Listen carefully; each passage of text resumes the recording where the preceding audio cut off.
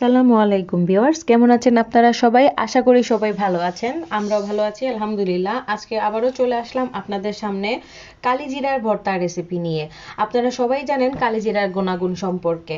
আর কালিজিরা আমাদের ইমিউনি system boost করতে অনেক হেল্প করে, আর এই সময় আমাদের সবারই কালিজিরা খাওয়া উচিত। তাই আমি আপনাদের সামনে কালিজিরা ভর্তার ভিডিওটি নিয়ে এসেছি।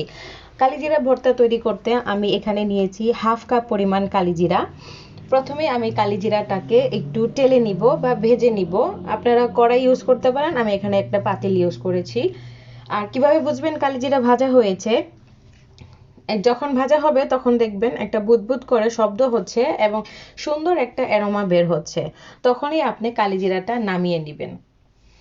ওভার ভাজতে যাবেন না, তাহলে কালিজিরা তিতা ভাবটা থেকে যাবে। আপনারা অনেকেই তিতা পছন্দ করেন না, তাই এইভাবেই ভাজবেন।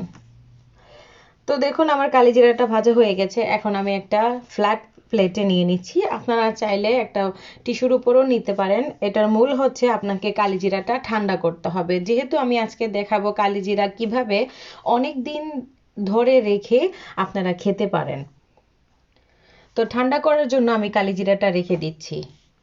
আর অন্য পাশে আমি নিয়ে নিয়েছি এখানে 3টা পরিমাণ পেঁয়াজ।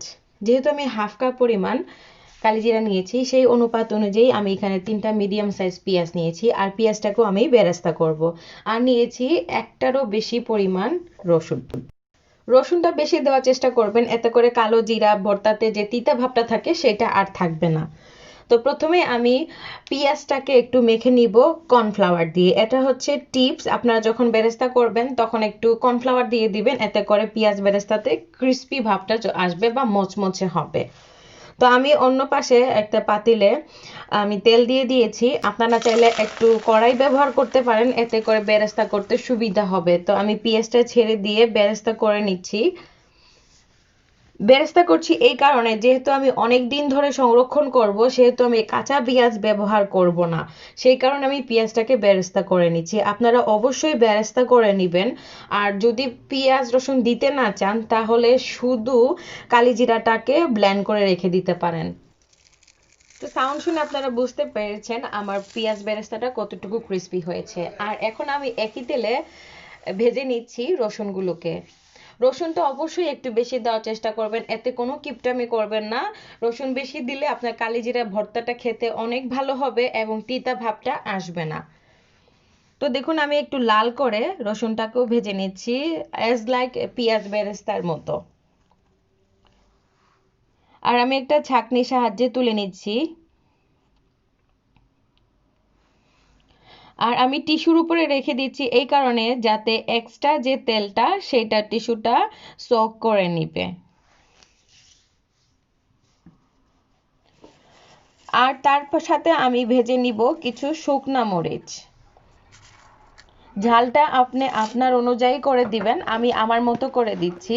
যতটুকু ঝাল খেতে পছন্দ করেন আপনি, ততটুকুই ঝাল এখানে ব্যবহার করবেন। মরিচগুলোকেও ভেজে নিয়েছি। আর এখন আমার সবগুলো উপকরণ ঠান্ডা হয়ে গিয়েছে। এই পর্যায়ে আমি এগুলাকে ব্লেন্ড করে নিব। তো আমি এখানে লবণটা দেখাচ্ছি আপনাদেরকে। আমি লবণটাও কিন্তু একটু ভেজে নিয়েছি, কাঁচা রেখেনি, কারণ লবণ থেকেও পানি ছড়ানোর সম্ভাবনা থাকে। এখন আমি হ্যান্ড ব্লেন্ডারের মধ্যে সবগুলো উপকরণ নিয়ে নিব। প্রথমে আমি দিয়ে দিব কালিজিরা।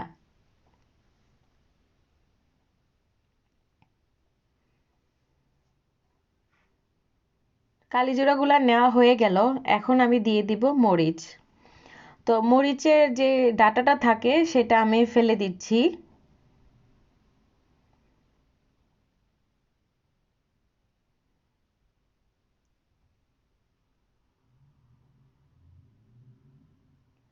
মরিচগুলা নেওয়া হয়ে গেল। এখন আমি দিয়ে দিচ্ছি পেঁয়াজ বেরেস্তা।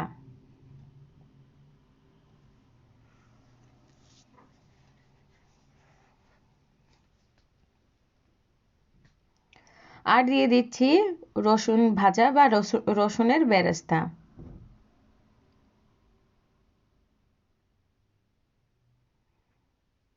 আর দিয়ে দিচ্ছি স্বাদ মতো লবণ।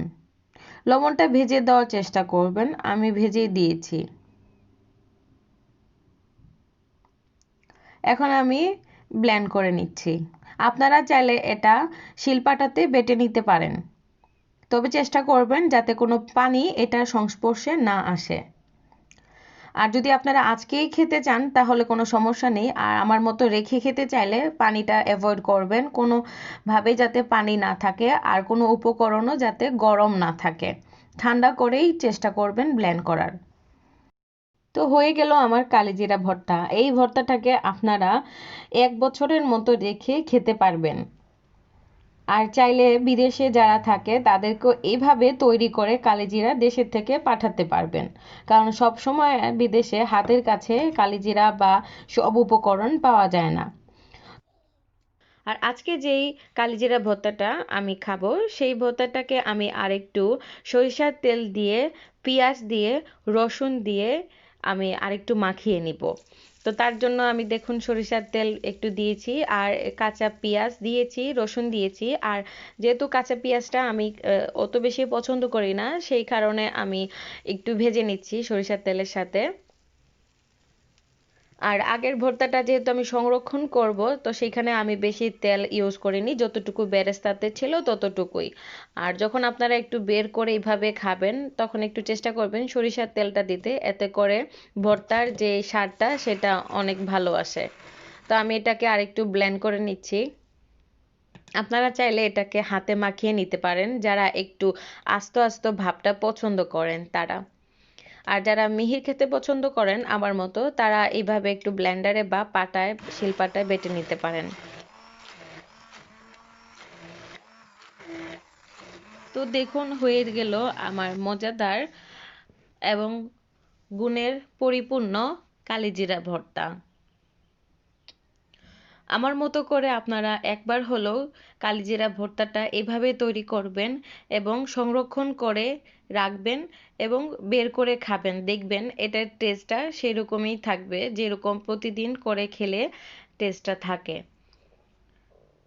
আর কালিজিরার ভর্তাটা আপনারা প্লিজ চেষ্টা করবেন মাসে একবার হলেও খেতে, কারণ এটা আমাদের ইমিউনি সিস্টেম বুস্ট করে।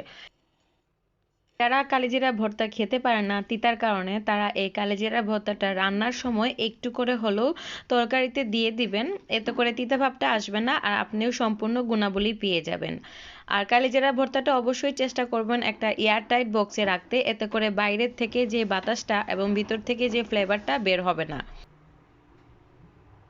তো আজকের এই কালিজিরা ভর্তাটা যদি আপনাদের কাছে ভালো লেগে থাকে, প্লিজ আমার চ্যানেলটি সাবস্ক্রাইব করবেন, লাইক করবেন এবং বেশি বেশি করে শেয়ার করবেন, এতে করে অন্যরাও জানতে পারবে এবং দেখতে পারবে, শিখতেও পারবে। ভালো থাকবেন, সুস্থ থাকবেন। আল্লাহ হাফেজ।